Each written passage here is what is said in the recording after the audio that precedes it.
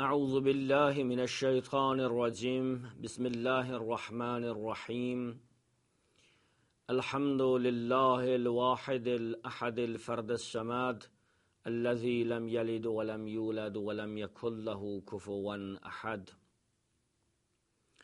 قال الله تعالى في القرآن المجيد في سورة العصر بسم الله الرحمن الرحيم والعصر إن الإنسان لفي خسر إلا الذين آمنوا وعملوا الصالحات وتواصوا بالحق وتواصوا بالصبر. صدق الله العلي العظيم. Deyirəm Kərimi İzzətə bizdən hesab alan günü. Deyirəm Kərimi İzzətə bizdən hesab alan günü. Lütfünlə, şəfqətinlə qulundan hesab ala. Dünya evində qonduq, oturduq bir neçə gün. Dünya evində qonduq, oturduq bir neçə gün. Layiqdirmi Kərimə qonaqdan hesab ala? Allah'ın verirəm öz müqərrəban-ı dərgahına. Allah Teala dünya müsəlmanlarını bir-birinə rəuf-ı mehriban eləsin. Allah Təbarək və Teala ömrümüzün axırına kimi əqlimizi əlimizdən almasın. Hər dəfə olduğu kimi bugün də elhamdülillah və sənə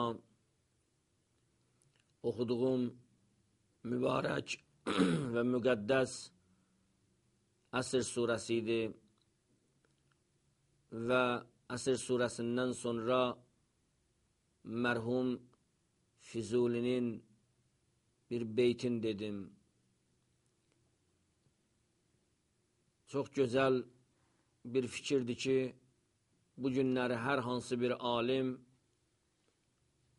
mütəfəkkir, arif, əgər bir söz deyirsə, o Qur'ana istinad edirsə, şübhəsiz, hər hansı bir deyilən irfani ya hikmətli olan bir kəlam Qur'ana istinad edirsə, zamana görə insanların beyninə, şuuruna ya poeziya şəklində, poetik şəkildə ya hər hansı bir yolla insan beyninə, insan şuuruna təsir eləyə bilirsənsə, o insan artıq qəbul eləyir, fikirləşir və düşünür ki, hər hansı bir deyildiyi hikmət və irfanı şeirlər ya sözlər əlbəttə ki, insanın faydası və xeyri ola bilər.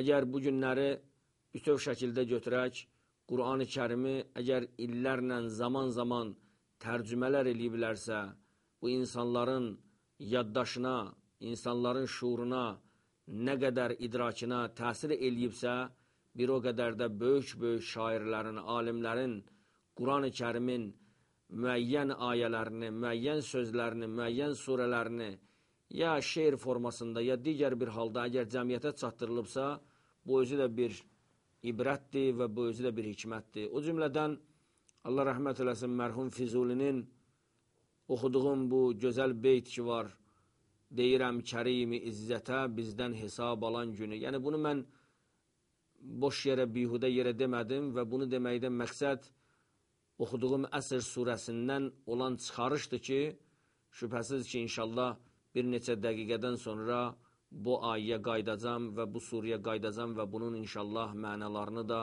kifayət qədər zahir də olsa tərcümə edəcəm. Şübhəsiz ki, hər hansı bir insan əgər yaşayırsa, ölüm var. Əgər ölüm varsa, hesabat var. Əgər hesabat varsa, hər hansı bir insanların elədiyi əməllərinin mükafatını ya behiştlə və yaxud şərlə, cəhənnəmlə belə deyək, mükafatlandıracaqlar.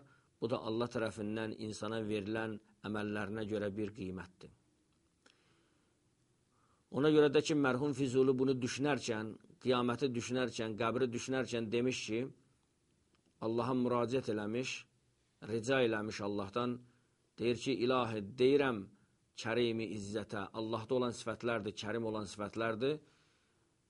Allahın sifətlərindən də biri kərim və izzətdir, əziz və gözəl, kəramətli bir varlıqdır deyirəm Kərimi İzzətə bizdən hesab alan günü, o gün ki qiyamət günü bizdən sorğu alınacaq, bizdən hesabat alınacaq, o günü mən yalvarıram Allaha ki, lütfünlə, şəfqətinlə qulundan hesab ala. Hər hansı bir qul istər istəməz, əgər Allah huzurundadırsa, şübhəsiz ki, ilahi, o quldan onun ağlına görə yox, onun səviyyəsinə görə yox, onun kiçicik olsa əməllərinə görə belə onlardan hesab al və incitmə o bəndəni, o qulu. Çünki bilirsiniz, hər bir insan müəyyən bir məqama çatmaq üçün quldan başlayır müəyyən bir məqama, vəzifəyə çatmaq üçün. Onun qulluq, nökərçilik, belə deyək, işindən başlayır.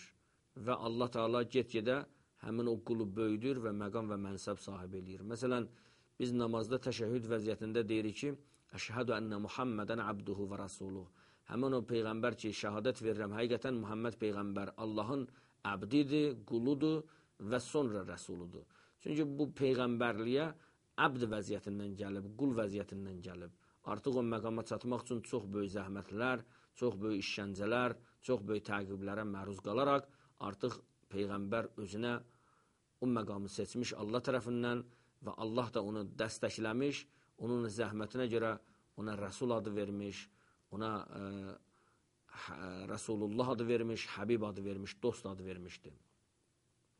Və bu baxımdan da ilahi lütfünlə, şəfqətinlə qulundan hesab ala. Dünya evində qonduq, oturduq bir neçə gün.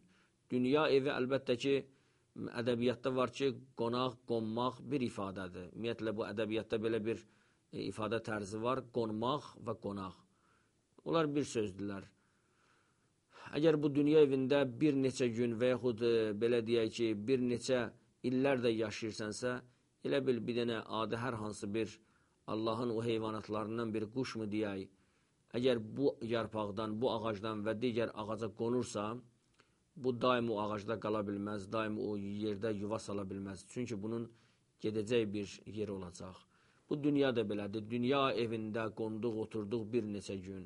Bu dünya da bu cürdür ki, bir neçə gün və bir neçə illərlə insanlar bu dünyada otururlar və insan artıq bir zaman gəlir, artıq Allaha qovuşur və Allahın Əzrail ölüm mələki insanın canını qəbz ruh eləyir və ruhlar mələklər aləminə gedir. Dünya evində qonduq, oturduq bir neçə gün. Əlbəttə ki, bu dünya nə qədər də insanla dostluq eləyirsə eləsin və sonda insanlar üçün peşmançılıq var, insanlar üçün